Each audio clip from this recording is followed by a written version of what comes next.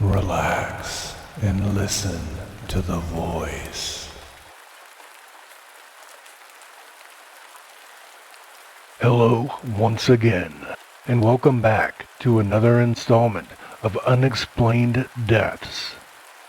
Please like this video, please subscribe to the channel, and leave us a comment. Tell us where you're listening from.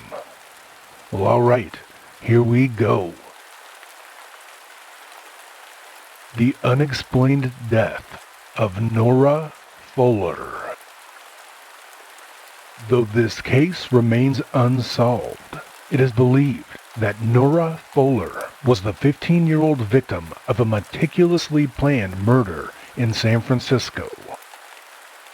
She was allegedly lured from her home by a newspaper advertisement for a job and never seen alive again. To start from the beginning, Eleanor Parleen, who we know as Nora Fuller, was born in China in the year 1886. Nora lived in China as her father was an engineer on the steamer boat named the Tai Wu. Unrelated to Nora's disappearance, but something of note, is that her father also disappeared and was never found. Her father was asleep in a chair on the deck of this same ship while at sea, and shortly after he was seen, he was beckoned to the engine room. Sometime later, when someone was sent to find him, they looked for him on the chair, and that was vacant, and he was simply never seen again. Nora's mother, Alice, took her children and left China, ending up in San Francisco, California, where she married a man named W. Fuller. Their marriage lasted for roughly 7 years and ended in divorce. Alice, now known as Mrs. Fuller, had an incredibly hard time raising her 4 children, finding herself in financial trouble and destitute. After a few years had gone by, Nora Fuller turned 15 years old and decided to quit school in order to seek employment and to help the family with finances. Nora saw an ad in the Chronicle and Examiner. The ad read, "Wanted, young white girl to take care of baby, good home and good wages." At the bottom of the advertisement, there were directions for anyone who wished to reply to the ad to contact the paper in which the ad was found. Nora did just that, and on Saturday, January 11th, she received a reply in the mail. "Miss Fuller, in answer to yours in response to my advertisement, kindly call at the popular restaurant 55 Geary Street and inquire for Mr. John Bennett at 1 o'clock. If you can't come at 1, come at 6. This was signed, John Bennett. Nora's mother was happy that her daughter had such easy luck in potentially finding employment and sent her off to meet her caller. Roughly 1 hour after sending Nora off, the telephone rang at the Fuller household, and Alice's 12-year-old son answered the call. The voice on the other end was nervous and irritable, and sounded somewhat like Nora. The caller told the boy that they were at the home of Mr. Bennett at 1500 Geary Street, and that Mr. Bennett wanted them to get to work at once. Nora's brother relayed the message to his mother, who then replied with instructions for the brother to tell Nora to come home and begin work the next Monday. Nora's brother repeated this message, and the person at the other end replied, "All right," and before anything more could be said, the call was disconnected. Nora Fuller never came home. A few days later, her mother notified the police. The proprietor of the popular restaurant, a man who went by the name F.W. Crone, was questioned by police, and he stated that at about 5:30 on the evening of January 11th, a man who had been a patron of his restaurant at different times over the past years came to the counter and stated that he expected a young girl to inquire for John Bennett. If this girl were to arrive, F.W. Crone was asked to send her to the table where the man was seated. The girl did not appear, and John Bennett, after waiting for 1/2 an hour, became disgruntled and restless and walked up and down the sidewalk in front of the restaurant for a few minutes. He then disappeared. The man going by the name of John Bennett was described as being about 40 years of age, 5 foot 9 inches tall, weighing roughly about 170 pounds, and having brown facial hair shaved into a mustache. It was noted that the man was dressed rather well and seemed refined and wealthy.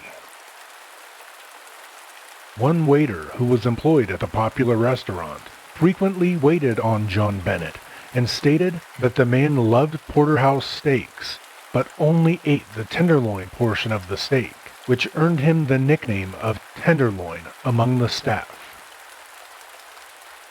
Articles were published in the papers on January 16th in regard to the mysterious disappearance of Nora Fuller. A bit of information to take note of is that on January 8th, which was 3 days before Nora's disappearance, a man called the Umson and Company's real estate office and spoke to a clerk. The man stated his name was C.B. Hawkins. He was inquiring about a 2-story frame building that was for rent at 2211 Sutter Street. C.B. Hawkins stated that the terms were satisfactory to him, and the clerk, who was happy about making a deal, asked Mr. Hawkins for references. Hawkins replied that he had no references to give, as he was new to the city.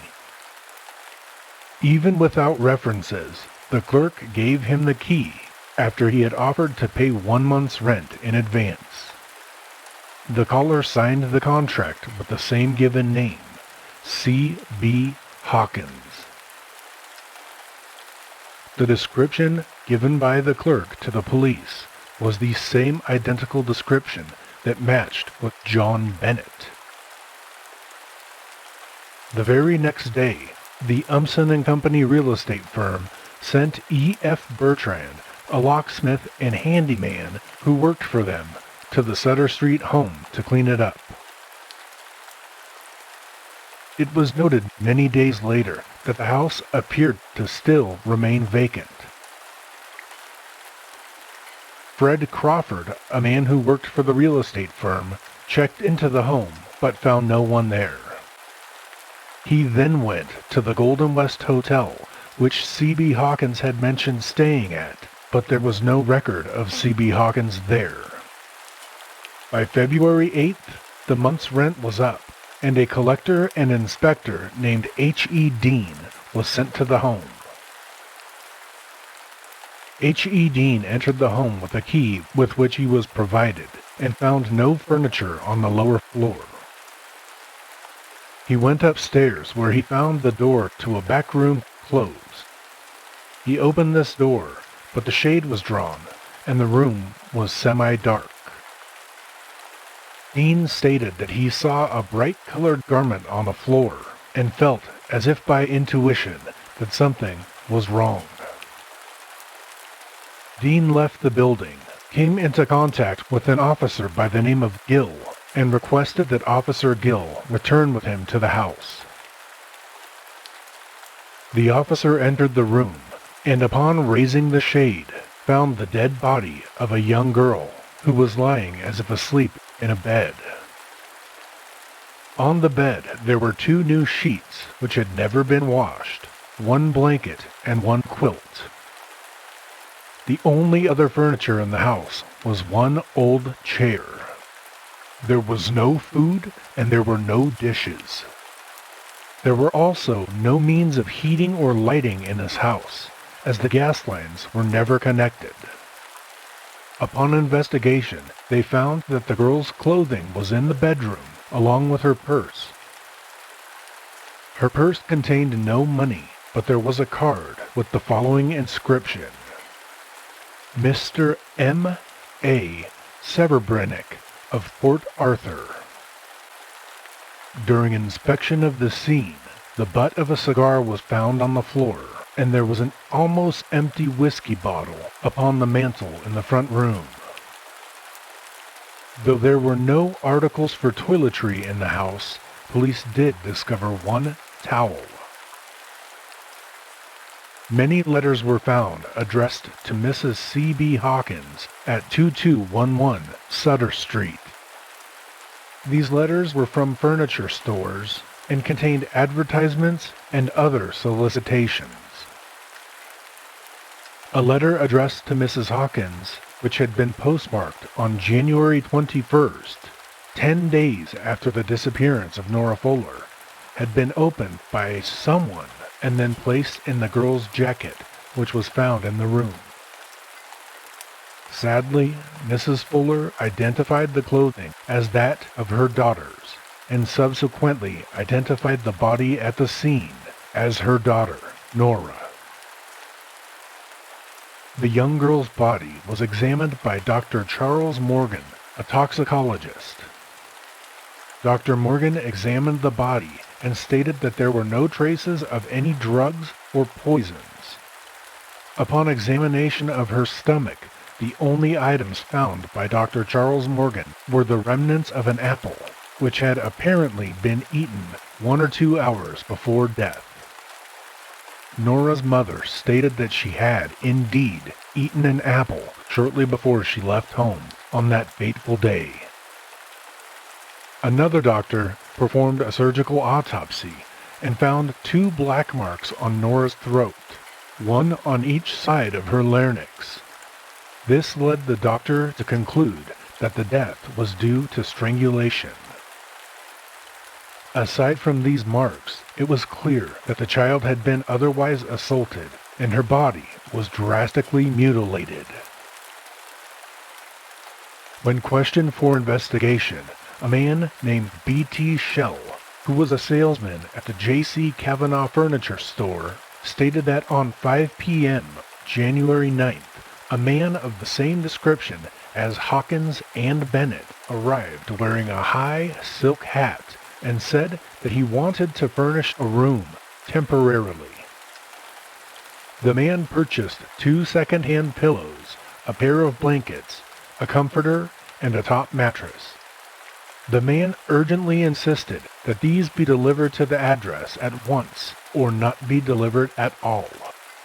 Strangely enough, the salesman recalled that this customer then inquired on how he could be assured that the salesman would not substitute another mattress for the one that he had purchased, which led the salesman to suggest that he would put his initials on the mattress as some means of identification. Deciding that this was indeed a fair and definitive way to ensure that he wouldn't be swindled, the man who matched the description of Hawkins or Bennett used a large pencil and wrote the letters C, B, H onto the mattress, and then left the store. The delivery person, who was called Lawrence, states that when he arrived to deliver the items, the house was dark. He rang the doorbell, and a man came to the door, and Lawrence described that from what he could see, this man was of the same description as that of the man who made the purchases, and this man also wore a silk hat. Lawrence asked the man to turn on the lights so he could see while making the delivery, but the man instructed him to never mind and leave the things in the hail. Another salesman who was employed at the Standard Furniture Company stated that a man of Bennett and Hawkins' description bought a bed and an old chair from him on January 10th, and that he had also asked to have the items delivered to the address of 2211 Sutter Street. On the floor of the room where the girl's body was found, Investigators noticed a small torn piece of the Denver Post with the date of January 9th, upon which they also found a mailing label addressed to the office of the Railroad Employees Journal at 210 Parrott Building. Somehow they were able to track the movement of this paper. Through their deduction, they state that the paper arrived at the Parrott Building and was given by the exchange editor to a Mr. Hurlburt, a delegate from Denver to a railroadsman convention that was then in session inside of the assembly room in the Parrott Building. After Hurlburt glanced at the paper, it was placed on a large table where some other delegate must have picked it up and took it to Dennett's restaurant, where it was left on a dining table. The steward of that restaurant, Mr. Helbish, picked it up and after taking it to the counter began to read it, believing that it was the San Francisco Post. Helbish then laid it down, and the cashier, Miss Drysdale, glanced over it. She also laid it down. And from there, how this paper arrived at 2211 Sutter Street remains a mystery.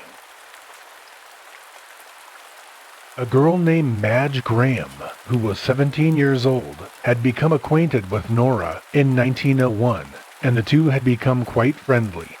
Madge had even stayed at Nora's home with her family quite often. She claimed that Nora Fuller frequently spoke of having a friend named Bennett. She also went on to claim that she believed that the newspaper advertisement that Nora had replied to was nothing more than a trick that was concocted by Nora and this Bennett character to deceive Nora's mother. Madge went on to state that Nora had often spoke on the phone to a man, and that one day Nora had requested that she tell her mother, Mrs. Fuller, that she and Nora were going to the theater. Madge did as Nora had requested, but she stated that instead of going to the theater with her, Nora left with a man. The owner of a grocer's at Golden Gate and Central Avenues stated that young Nora Fuller frequently stopped in to use his telephone to call up someone at a hotel, even though she did have a telephone in her own home just a few blocks away. The skills of a handwriting expert were put into place. Theodore Keitka, a handwriting expert, examined the original slips of paper that were filled out by Bennett for his advertisement looking for a young girl as a nanny. These were compared with the signature of C.B. Hawkins upon the contract for the rental of the home. Theodore Keitka stated that the handwriting samples found on both of these items were assuredly written by the same person. The coroner's notice for the death of Nora Fuller was released on February 19th, and it reads as follows: that the said Nora Fuller, aged 15, nativity China, residence 1747 Fulton Street, came to her death at 2211 Sutter Street in the city and county of San Francisco through asphyxiation by strangling on a day subsequent to January 11th and before February 4th, 1902, at the hands of parties unknown. Furthermore, we believe that she died within 24 hours after 12 midnight on January 11th. In view of the heinousness of the crime, we recommend that the governor offer a reward of $5,000 for the discovery and apprehension of the criminal. Signed, Achille Ross, Foreman. While continuing the investigation, with the belief that the person who committed this crime might have also changed their address and potentially sent in a written notification to that effect, Theodore Keitka examined 32,000 notifications of changes of address. Through these examinations, Keitka found only 3 signatures that, in his opinion, bore considerable resemblance to the handwriting and penmanship style of Bennett or Hawkins. Keitka determined that one of those three was almost identical.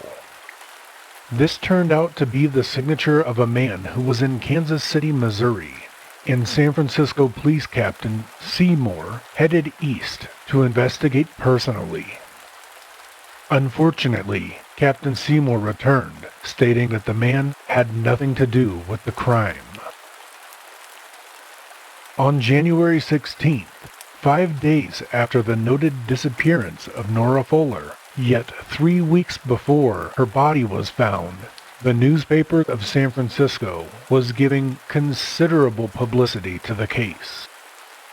Just 2 days later, on January 18th, a man connected with the local paper notified the police that a clerk who was employed with them, named Charles B. Hadley, had disappeared.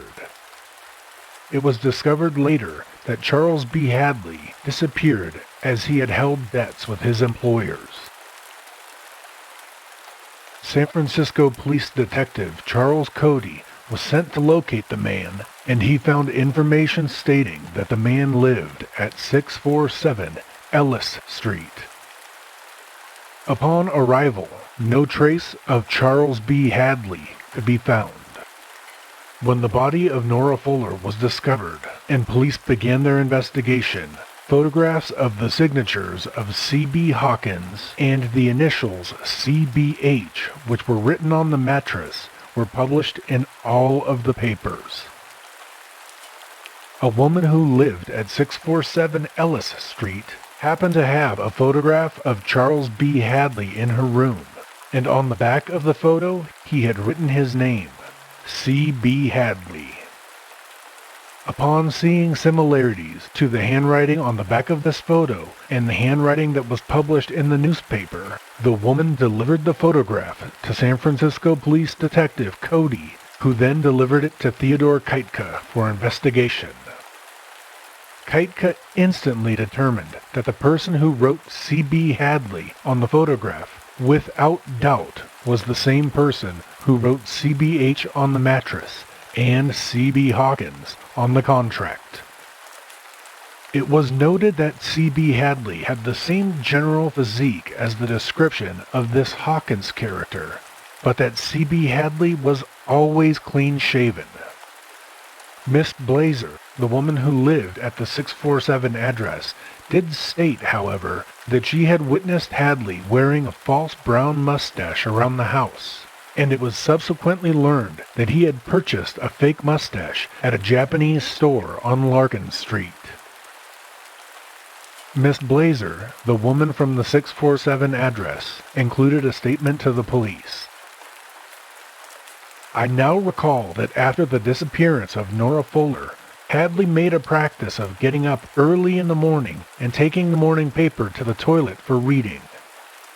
On the day that he disappeared, he followed the same practice, and after he left the house, I found the morning paper inside of the toilet. Upon removal, I noticed a long article about the disappearance of Nora Fuller. It was evident that his mind was greatly disturbed on that morning. The next day, I was making up my laundry, and at the very bottom of the pile of soiled clothing, I found some of his garments, which had blood on them. I burned them, and also his plug hat. It's well known that Hadley is partial to porterhouse steaks, and that he eats only the tenderloin.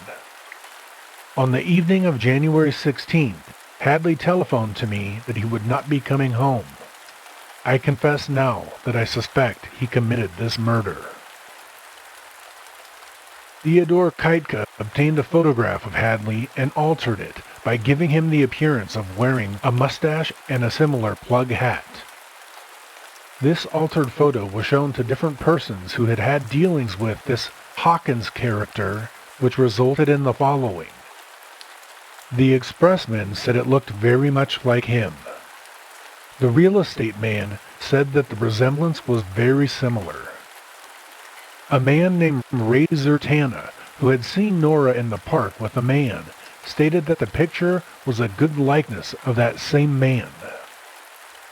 Shell from the furniture store, who suggested that the Hawkins character place his initials on the mattress, said that it was an exact likeness of Hawkins. Fred Crone, the restaurateur who had had the conversation with the Bennett character on the evening that Nora left home, said that it was not a likeness of Bennett. When Hadley disappeared, he left his money in a certain bank in San Francisco, and that money remains in the bank even now. Though this case is unsolved, another item of note is a claim that was made roughly 2 years before the murder of Nora Fuller. That claim stated that Hadley had enticed a 15-year-old girl into a room and had been inappropriate with her. As listed, it is stated that Hadley outraged this young woman. He then purchased diamonds and jewelry from a certain large jewelry store in San Francisco and gave them to this girl, who went on to become a respectable married woman who still resides within San Francisco. Newspapers and homes all across the United States were flooded with circulars accusing Hadley of the murder of Nora Fuller and calling for his apprehension, but he was never located. Many people believe that he committed suicide. And here we are today, with no definitive answer of who killed Nora Fuller.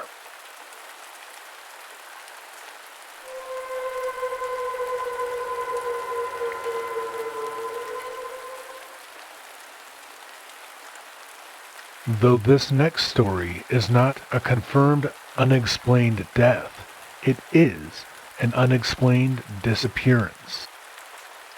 This is the unexplained disappearance of Trevor Deely. On the 8th of December in the year 2000, Trevor Deely, a 22-year-old Irish man, disappeared in Dublin, Ireland. Trevor had been walking home around 4 a.m. from the Christmas party that was hosted by his employers.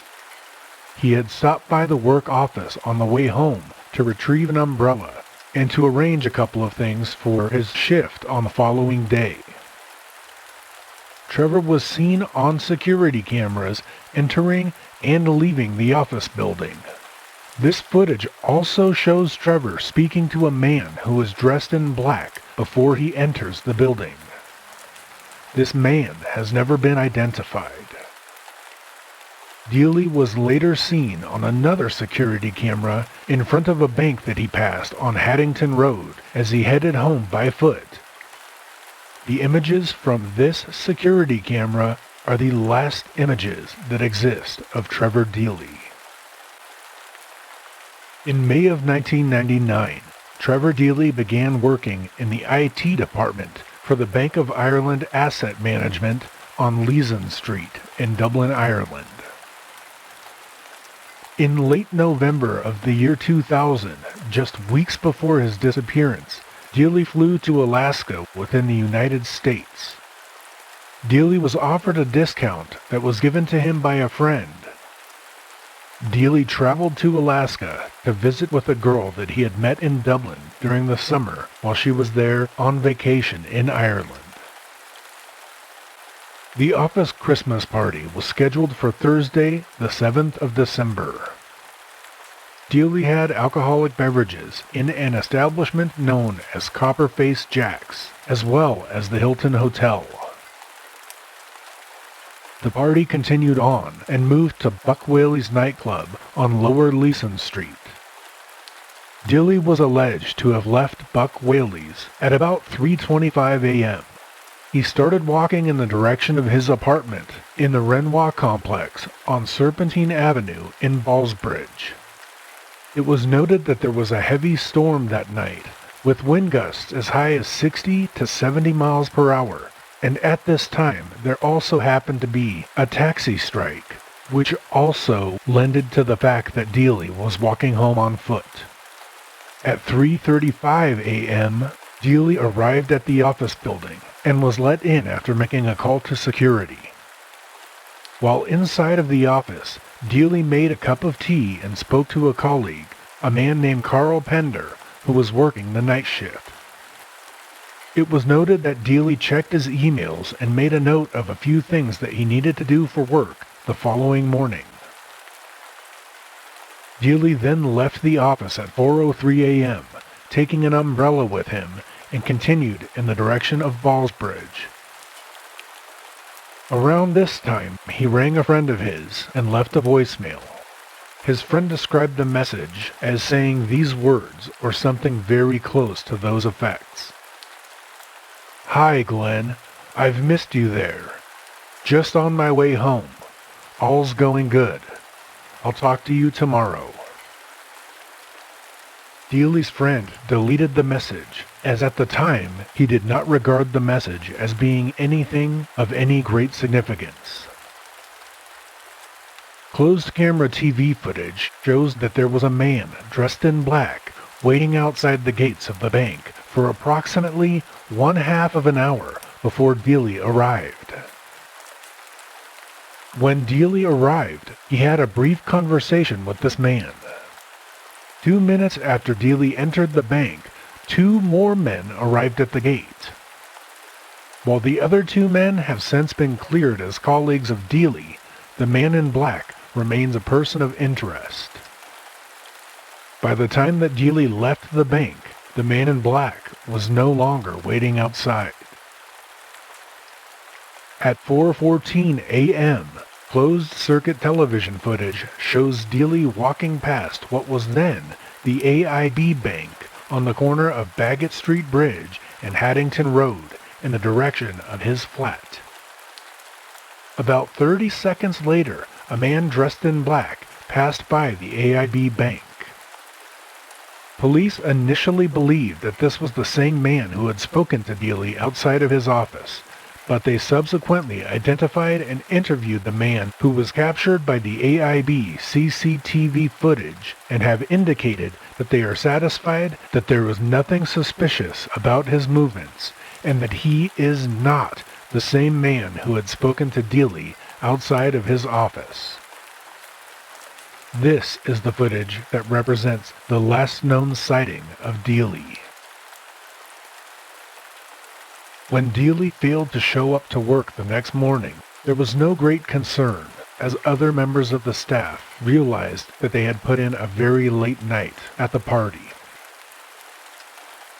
Deely's flatmates were also away that weekend, so they had no indication that he was missing either. Alarm was raised only when Deely failed to show up to work the following Monday. His employer informed his family, and after realizing that no one had spoken to Deely, the family reported him as a missing person. Over the following days, Deely's family and friends put up hundreds of posters, handed out thousands of leaflets, and went from house to house and business to business, inquiring if anyone had seen him. Deely's friends and family were able to obtain the CCTV footage that was used in the investigation. Detective Sergeant Fitzgerald, who worked on the case from the beginning, was quoted as saying, "I've never worked on a case where the family were so proactive." Unfortunately, the delay in time between Deely's last sighting and the time that he was reported as missing meant that there was potentially incredibly vital time that was lost. The Garda's sub-aqua team searched the River Dodder and the Grand Canal, but did not find anything. They were unable to drain the Grand Canal Basin, as it had been decided that it would affect the structural integrity of the surrounding buildings. 2 officers from the Garda traveled to Alaska to speak to the girl who Deely had gone to visit before his disappearance. Deely's sister also traveled to Alaska separately, but for the same purpose. Neither of these visits produced any leads. To this day, Deely's whereabouts remain unknown, and this case continues to spark interest. There was a special documentary that was hosted by Donald McIntyre and aired on TV3 in 2015 on the show Donald McIntyre Unsolved. In December of 2016, a new investigation was opened. Enhanced CCTV footage was released, leading to the announcement by Garda that they believed that the man dressed in black who was seen behind Deely on the Haddington Road footage was the same man that he spoke to outside of his office. That same month, a 100,000 Irish pound reward was offered for information. In 2017, Garda began a search of a 3-acre secluded area in a Dublin suburb that lies in the wooded valley of the River Liffey near the Strawberry Beds and the Phoenix Park. This area is roughly 8 kilometers from where Deely was last seen. An informant came forward and alleged that Deely was murdered on the night of his disappearance by a Crumlin-based criminal that was known to Garda. The gang that this criminal was involved in the drugs and the prostitution trade in the area where Deely disappeared. The same gang was investigated for the murder of Sinead Kelly in June of 1998. The informant suggested that Deely and his alleged murderer had not known each other and that it was simply a chance encounter. Although a gun and drugs were found during the search, investigators concluded that they were not related to the Deely case and simply called the site a stash area for criminals. In December of 2023, Mark Deely, the brother of Trevor Deely, said that the video of Deely on Haddington Road had been digitally enhanced, and Garda had determined that there was nothing suspicious about the movements of the man in black who was seen walking along the footpath approximately 30 seconds behind Deely. The man seen in the video had finally been traced and interviewed and was no longer a person of interest, and was decidedly not the same man who had spoken to Deely outside of his office earlier in the night. Garda has yet to identify the man who was waiting outside the bank for 30 minutes before Deely arrived, nor have they determined why the other 2 co-workers were standing outside the gate after Deely went in. In December of 2024, the Garda again appealed for information relating to Deely's disappearance in December of 2024, including asking for help on the identity of the man in black standing outside of the bank on the night of the disappearance. As of June 2025, Garda has confirmed that the case remains a missing person investigation and not the investigation of a murder.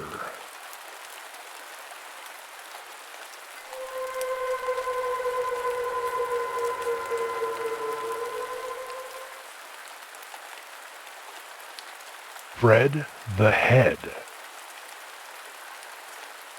Fred the Head is the popular name of an unidentified, young, white adult male who was found deceased, naked and bound, on the site of an abandoned flint mill in Burton-upon-Trent, England, in 1971.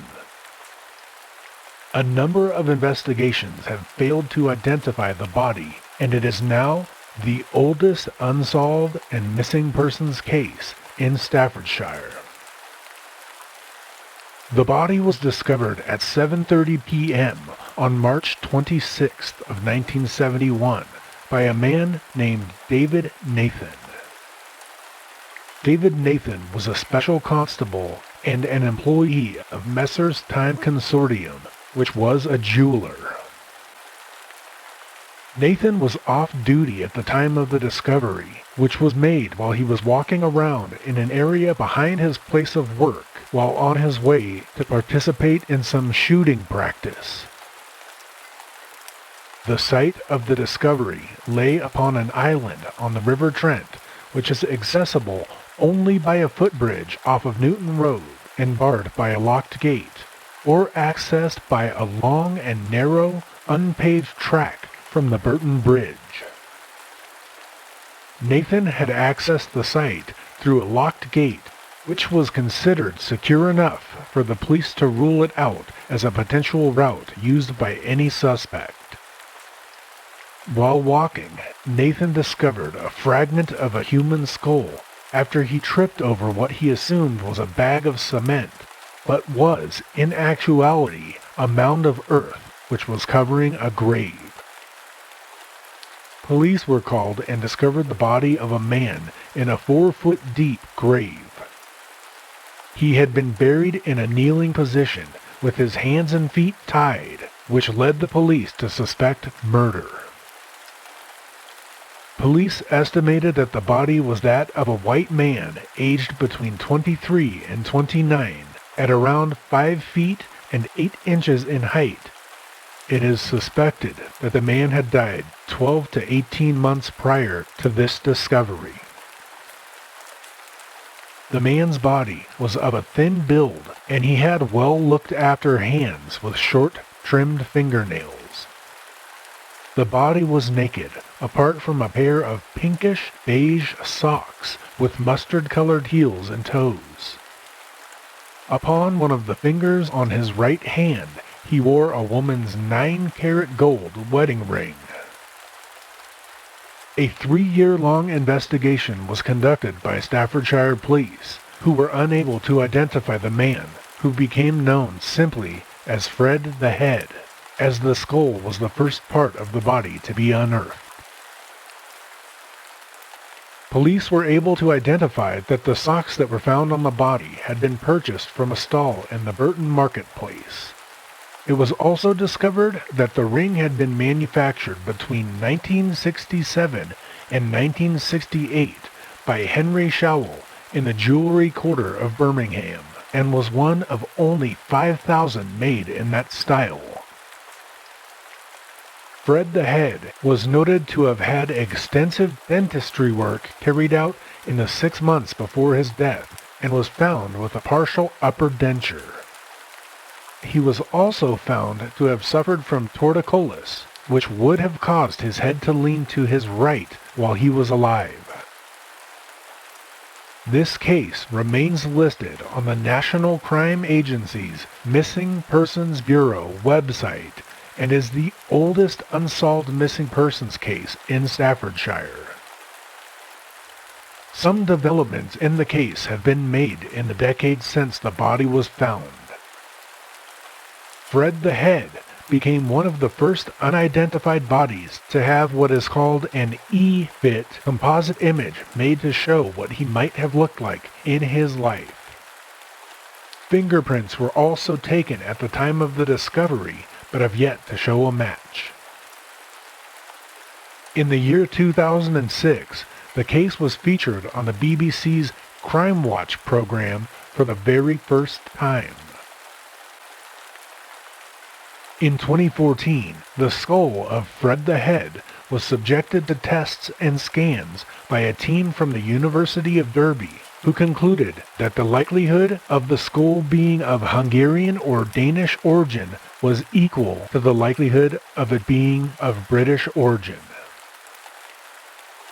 The wearing of a wedding ring on the right hand is also much more common in some European countries, including Norway, Denmark, Austria, Poland, Bulgaria, Russia, Portugal, Spain, and Belgium than it is in Britain, where the ring is traditionally worn on the left hand. Due to the case of Fred the Head, Staffordshire Police became only the second British force to use familial DNA profiling in an attempt to identify the body. At one time, the body was linked to Michael Edge, a milkman from Watford, who disappeared around the time the body was buried. Following another Crime Watch feature on June 27th of 2017, which included images of a facial reconstruction of Fred the Head, the family of John Henry Jones raised his case as a potential candidate. Jones had gone missing from North Wales in 1970, and police established a possible link based on dental records.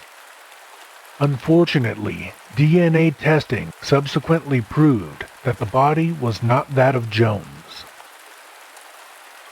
In the year 2021, police investigated whether the body may have been a victim of the serial killer Anthony Hardy, who was born in nearby Winshill and would have been 20 at the time of its discovery. The case of Fred the Head has also been the subject of a 2008 book entitled Fred the Head and Other Unsolved Crimes. The book is written by Michael Posner, who interviewed police officers that were involved with the case. To this very day, the death and burial of Fred the Head remains a mystery.